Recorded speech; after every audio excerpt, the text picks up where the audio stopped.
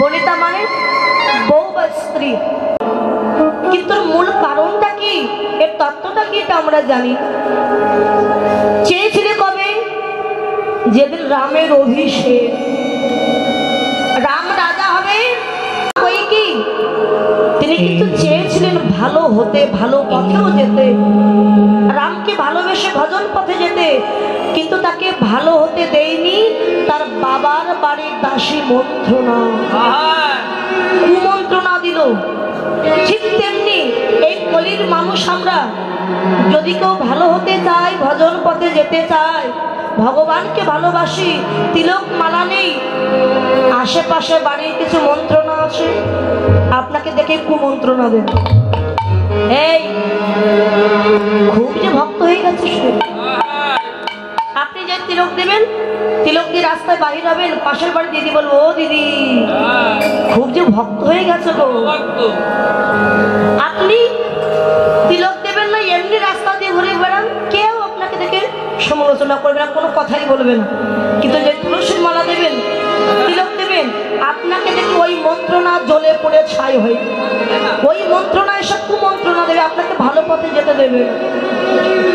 এই কলিযুক্ত মা জগতে সতের শত্রু বেশি, যারা ভালো তাদের অনেক শত্রু, আর অসতের মিত্র বেশি। মিত্র মানে বন্ধু, যারা খারাপ তাদের অনেক বন্ধু আছে।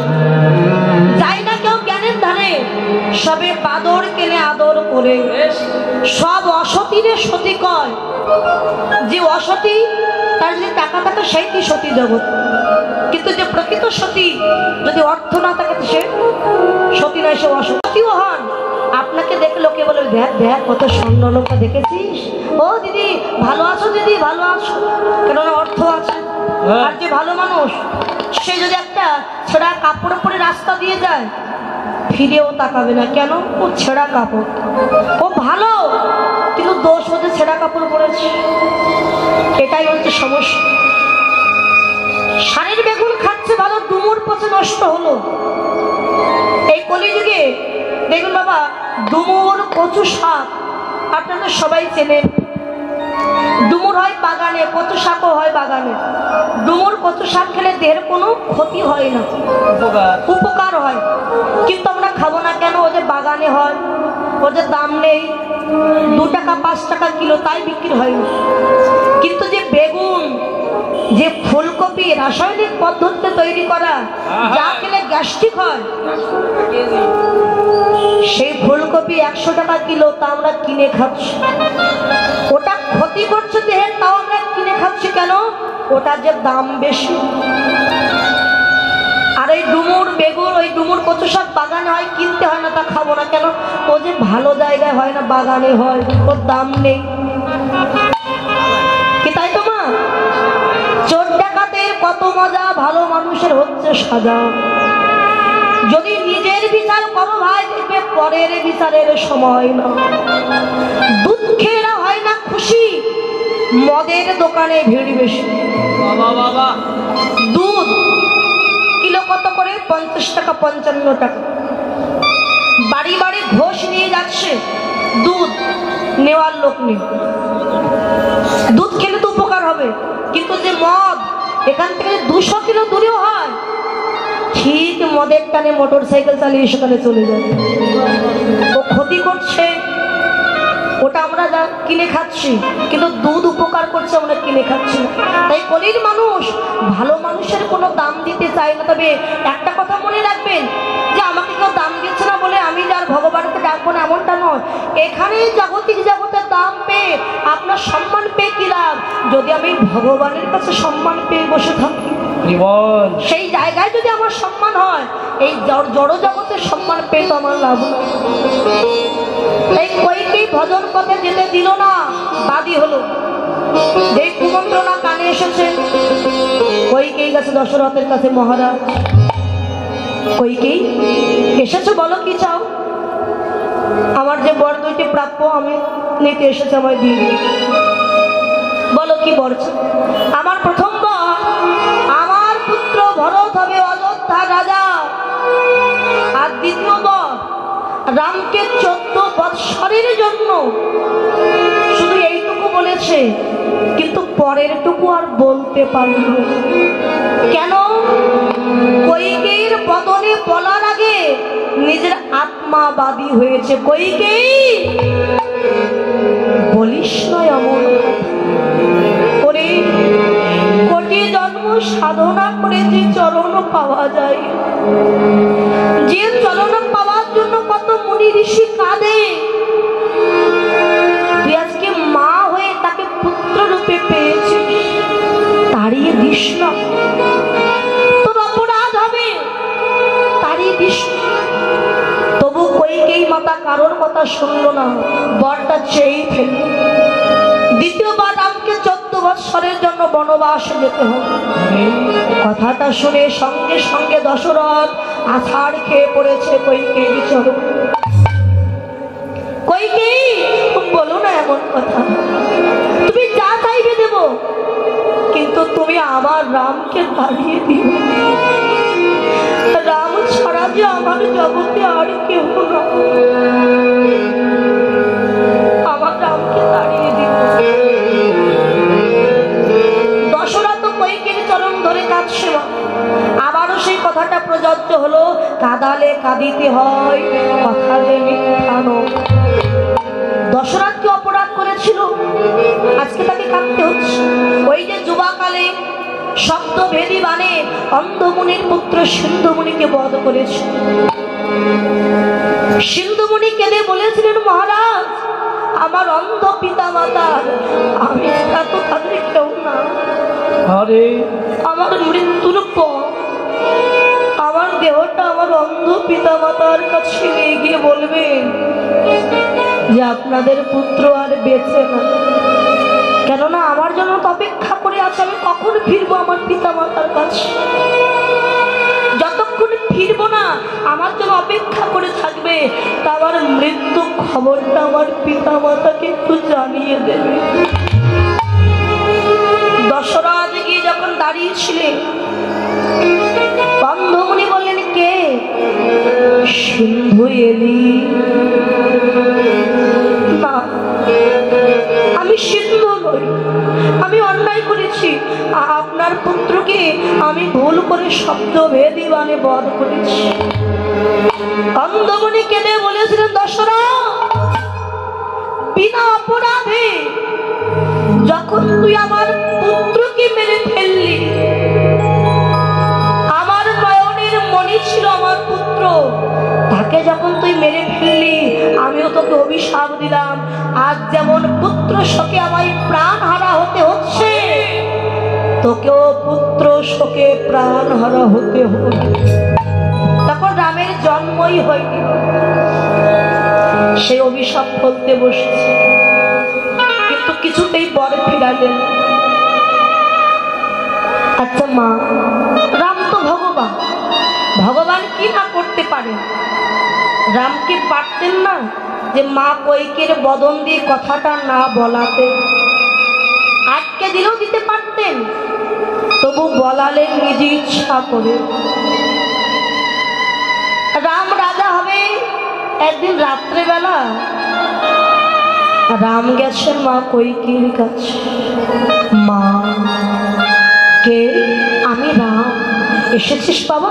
আয় আমার কাছে এসে বস। কি রে বাবা, কিছু চাই তো? এত রাত্রে এসেছিস? মা, তুমি তো আমায় খুব ভালোবাসো না, তা আমি যদি কিছু চাই আমাকে তুমি দেবে মা? বল তোর কি চাই, তোর জন্য আমার এই প্রাণ আমি দিয়ে দিতে পারি। মা গো, পিতা যদি রাজ্যাভিষেক করে আমায় রাজত্ব দিয়ে দেয়, সারা জীবন এই অযোধ্যায় রাজা হয়ে বসে থাকতে হবে, কিন্তু এই জঙ্গলের মাঝে আমার হাজার হাজার লক্ষ লক্ষ ভক্ত বসে দিবানিশি নয়নের জলে হারাম হারাম বলে, আমি যদি আমার ভক্তের মনোবাসনা পূর্ণ না করি, কেউ তো আমায় ভক্তের ভগবান বলবে না। তাই তোমার কাছে এই মিনতি, তুমি পিতার কাছে গিয়ে বলবে যে রামকে 14 বৎসরের জন্য বনে যেতে হবে। আমি জানি কলঙ্কের পশরা তোমার মাথায় উঠবে, তথাপিও ভগবত সেবা যে তোমার হবে মা। তোমার বনবাসে গেলেন ভালো কথা, 11 বৎসর নয়, 12 বৎসর নয়, 14টা বৎসর। সঙ্গে গেলেন কে? লক্ষণ ঠাকুর। 14 বৎসর কেন না? ওই যে এ তো আগে থেকে পরিকল্পনা ভগবান। রাবণের পুত্র মেঘনাথকে বধ করতে হলে সেই ব্যক্তি বধ করতে পারবেন যে 14 বৎসর খাবে না, 14 বৎসর ঘুমাবে না, 14 বৎসর নারীর বদন দেবে। তাই তো সঙ্গে লক্ষণে গিয়েছিলেন যে 14 বৎসর ঘুমাইনি, নারীর বদন দেখিনি, 14 বৎসর অনাহারী ছিল। রাম ভিখারির বেশে দাঁড়িয়ে আছে। মাতা কৌশল্যা, রাম রাজা হবে তো আনন্দ উদ্ভাসিত হয়ে অর্থ অবগুণ্ঠনে জ্বালানো প্রদীপকে হাতে নিয়ে নৃত্য করতে করতে ছুটি আসে। এমন সময় চরণে ধাক্কা লেগে রামের নামের জ্বালানো প্রদীপ কি নিভে গেল। মায়ের মন তো সন্তানের অমঙ্গল হলে তার মা কিন্তু আগে বুঝতে পেরেছে আমার সন্তানের, আমার রামের কি তাহলে কোনো অমঙ্গল হবে নাকি অমঙ্গল হয়েছে। এগিয়ে গিয়ে দেখতে পেলে রাম ভিখারির বেশে দাঁড়িয়ে আছে। রাম, বাবা তুই ভিখারির বেশে দাঁড়িয়ে আছিস কেন? রাজ আবরণ অঙ্গে নয়, রাজ মুকুট খোলা। কি হয়েছে বাবা তো? মা গো আমি কিছু জানি না, তুমি মা কৈকেয়ীর কাছে গিয়ে জিজ্ঞাসা করো। এখানে তত্ত্ব দিলেন কি? রাম ভগবান আজকে ভিখারির বেশে দাঁড়িয়ে জগৎকে শিক্ষা দিলেন। জগৎ আমার দিকে চেয়ে দেখো।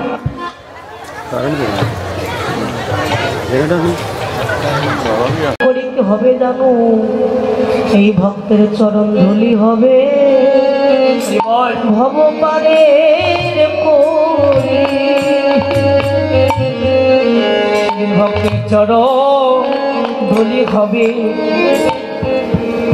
ভবপারে করি প্রাণ পাখি।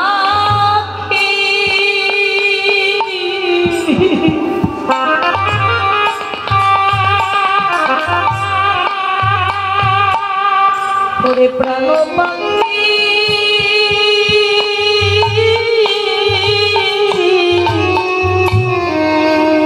প্রাণ পাখি আমার বিদায় ভক্তের চরণ ধুলি হবে ভবপারে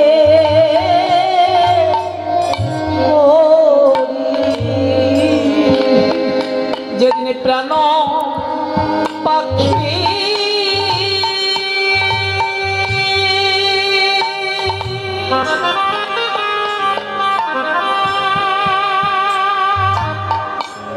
প্রাণ পাখি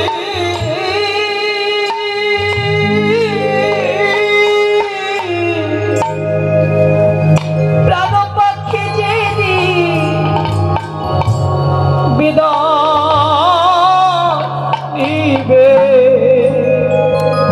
ভক্তের চরণে ধুলি হবে আমার ভব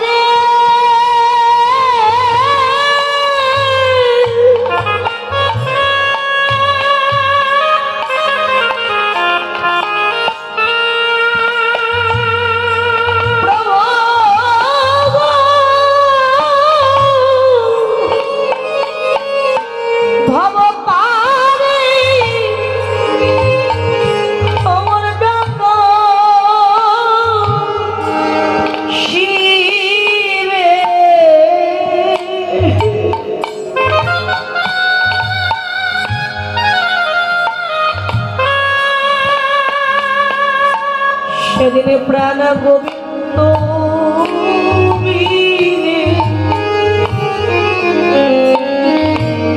ওরে গোবিন্দ বিনে বান্ধব কেউ হবে না। সেদিন ভবন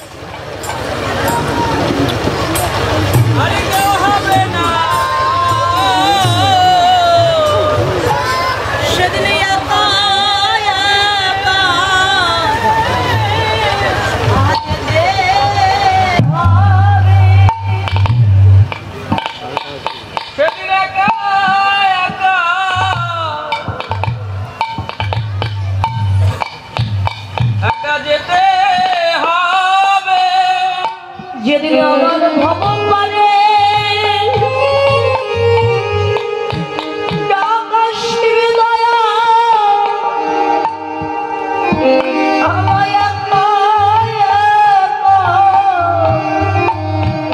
যেতে হবে যেদিন ভবন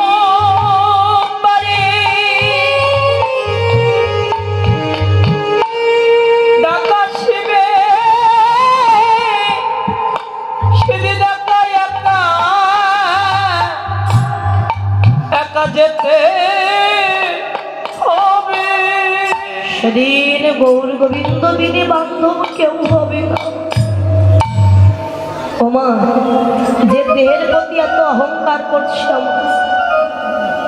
এই রক্ত মাংস গড়া দেহের প্রতি এত অহংকার, যেদিন ডাক আসবে চার বন্ধ কাঁধে নিয়ে বদনে বল হরি বল বলতে বলতে নিয়ে যাবে ওই শেষ ঠিকানা শ্মশান ঘাটে।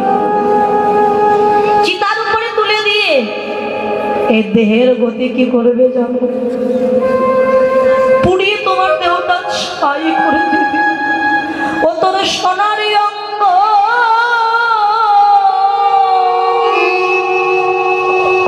হবে ভঙ্গ রে। ওদের সোনার অঙ্গ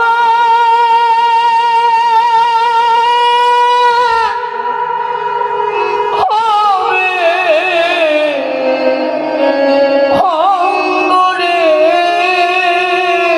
ও তুই যেদিন পুরে হবি ছাড়ে নীলা যাবি রে ওরে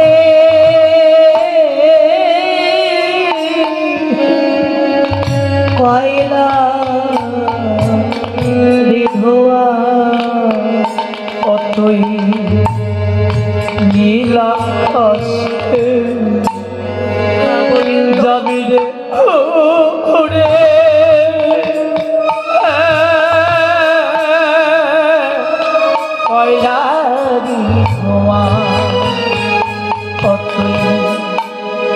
নীলাকাশে যাবি রে ওরে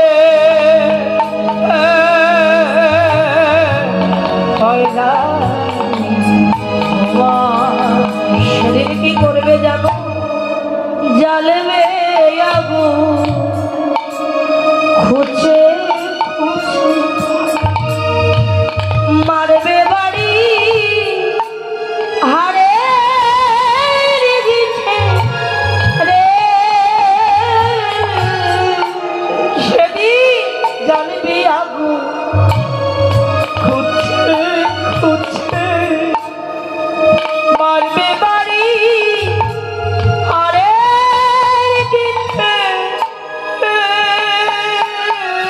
যখন আমার দেহে আগুন লাগবে না,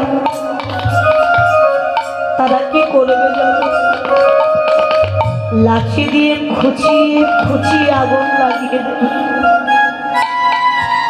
আমার দেহের হাড় যখন পুড়বে না, বড় লাঠি দিয়ে ভেঙে গুঁড়ো করে দেবে। জ্বালবে আগুন,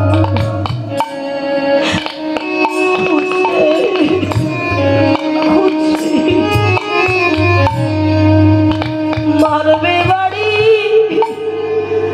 আরে রে সেদিন জ্বলবে আগুন, খুঁজছে খুঁজছে দয়া, মারবে বাড়ি, আরে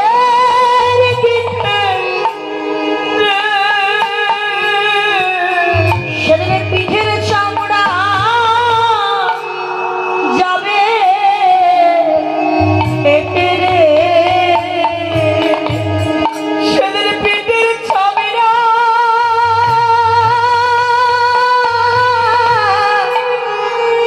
যাবে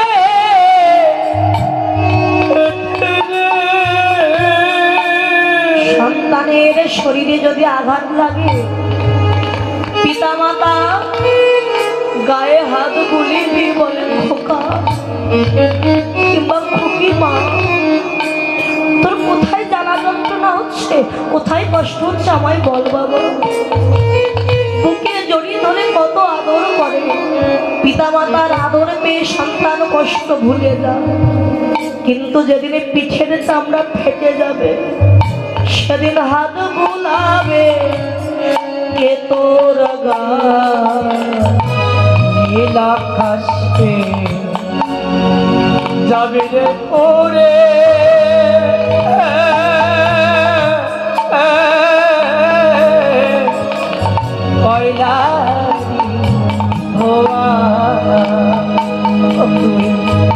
নীল আকাশে যাবে রে ওরে,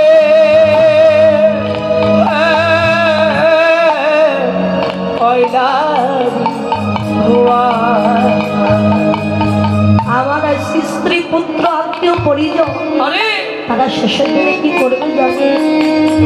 স্ত্রী পুত্র শ্মশান ঘাটে স্নান করিয়ে আসবে ঘরে রে,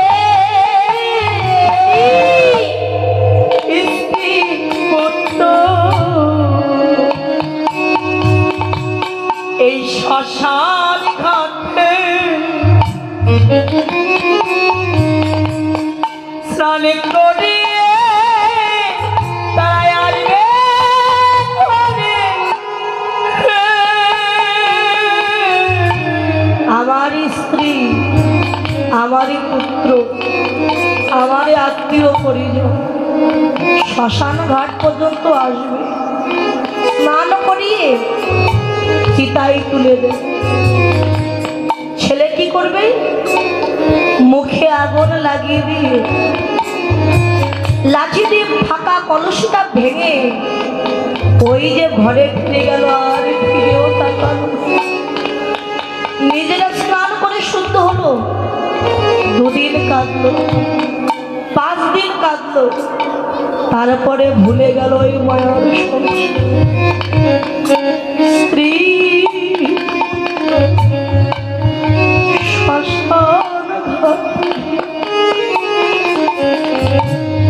স্নান করিয়ে আসবে ঘরে রে, স্ত্রী পুত্র এই শ্মশান ঘাটে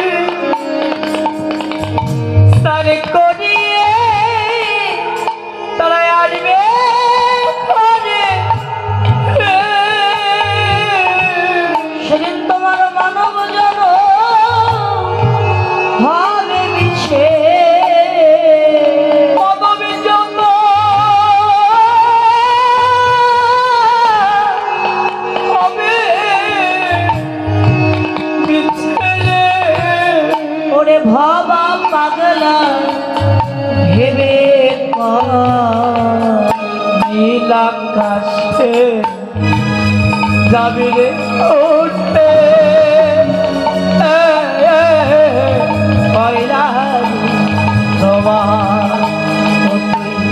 নীল আকাশে যাবি রে ওরে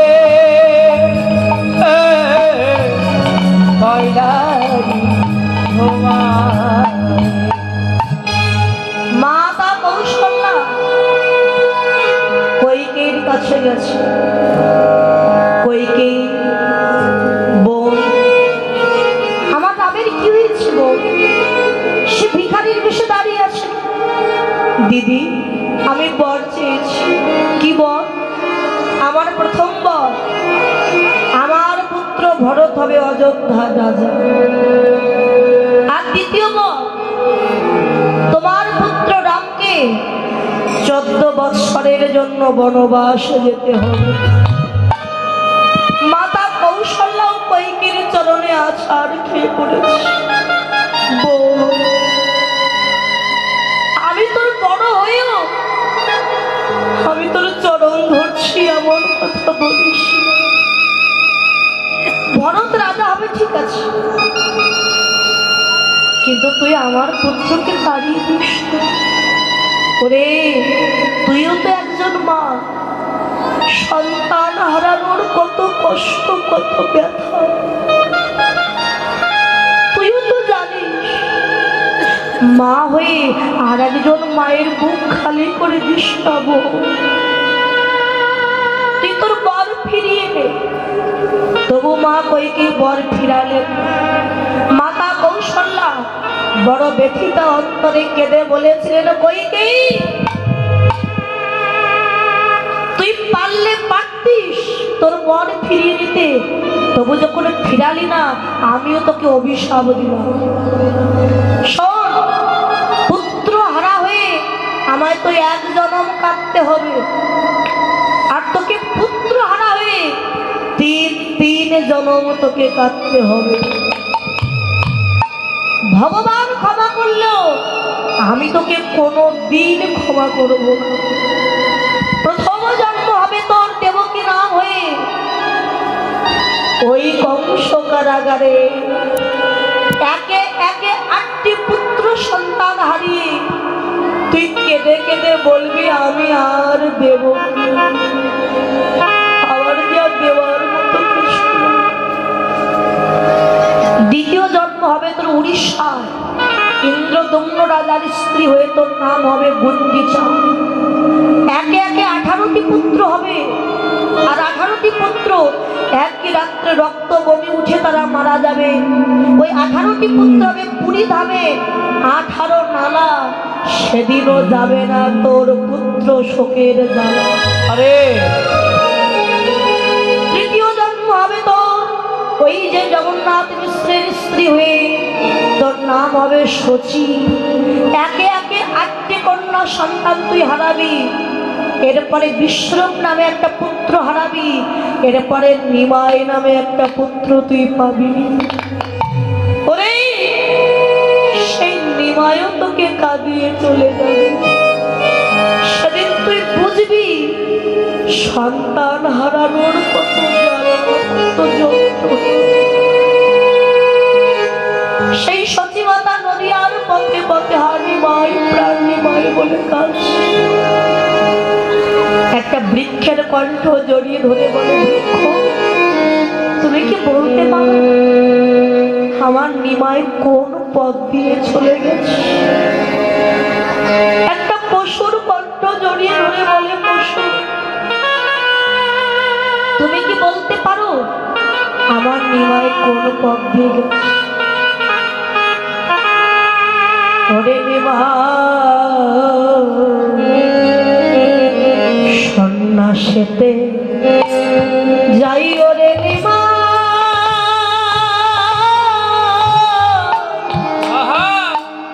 নিমাই, বৈরাগ্য না হই রে।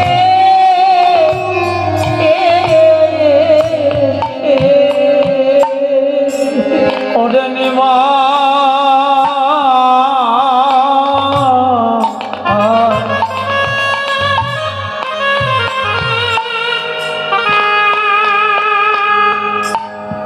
সন্ন্যাস পেতে যায় রে নিবা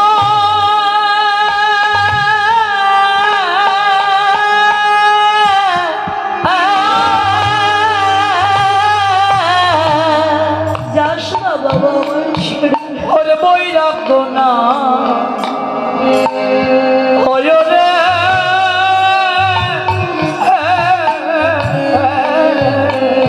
আর নগরেতে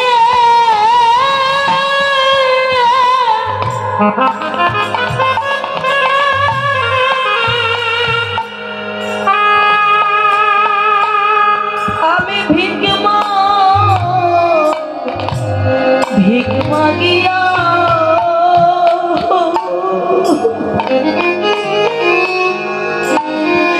আমি তোমায় সেবা জীবনে নিমা ফিরে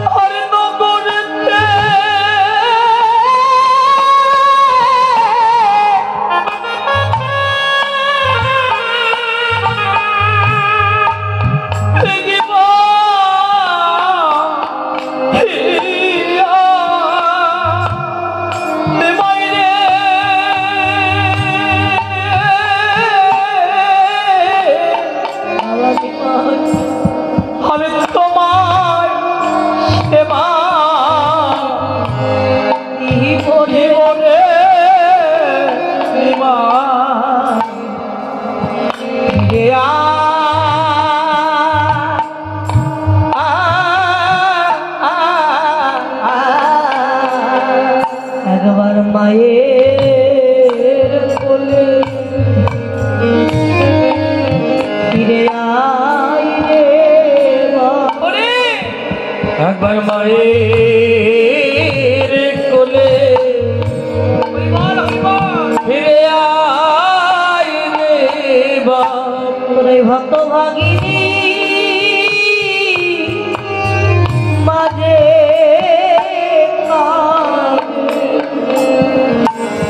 একবার মায়ের কোলে ফিরে আই তোর হাত গিনে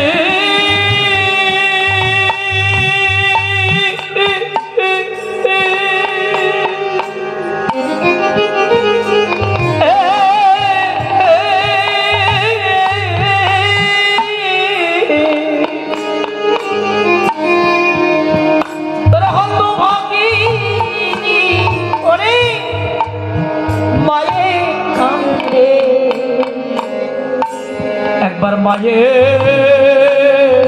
কোলে ফিরে আই বা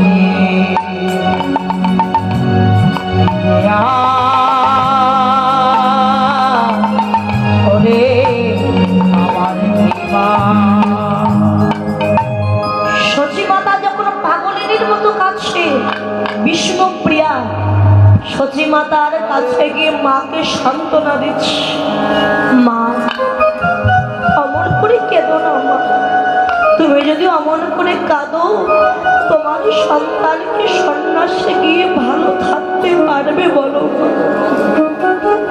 যার স্বামী চলে গেছে সেই কিনা শাশুড়ি মাকে বোঝাচ্ছে। সচী মাতা বিষ্ণুপ্রিয়াকে ডেকে বলে, অভাগিনী আমায় জ্ঞান দিচ্ছিস মা? চেয়ে দেখনি মা, আমার ঘরের বধূ বিষ্ণুপ্রিয়া, সে জ্বলন্ত অগ্নি, তাহারে কেমনে রাখি আমি দিয়া মুখের বাণী।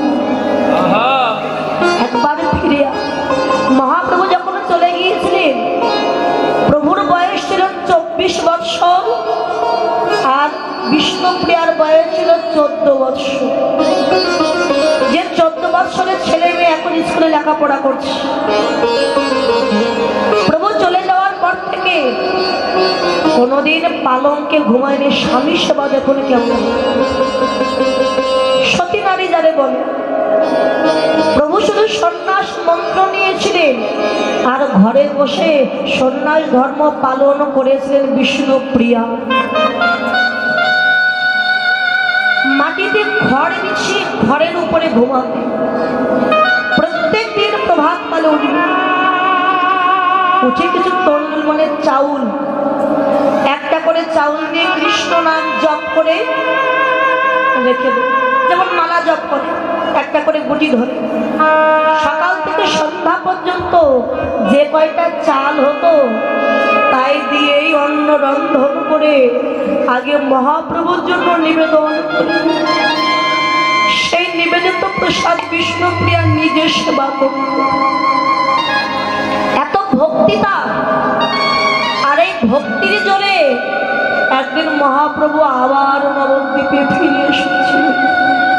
তিনি যে ভক্তির কাঙাল, কেমন ভক্তি দিয়ে ডাকলো, না এসব থাকতে পারল। রাত 12টায় ভাবুল্লাস দুয়ারে কড়া নাড়া পড়েছে।